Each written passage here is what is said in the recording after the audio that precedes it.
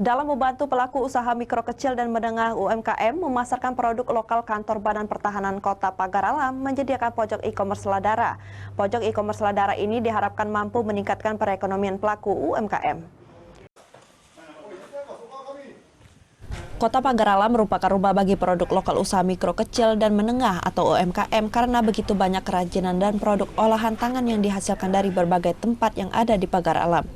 Selain dipasarkan sendiri, produk yang dibuat juga terkendala pemasaran yang masih banyak menjual hasil produknya terbatas hanya di Kota Pagar Alam. E-commerce Ladara yang ada di kantor BPN ini sangat membantu bagi UMKM untuk memasarkan produk penjualan secara online.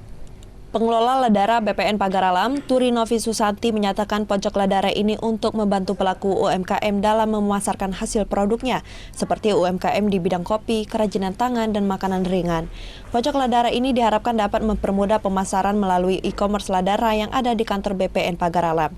Jadi masyarakat itu kita bantu mulai dari memajang produknya di e-commerce Ladara, memajang produknya di seperti ini ya, bisa kita lihat di pojok Ladara yang ada di kantor pertanahan.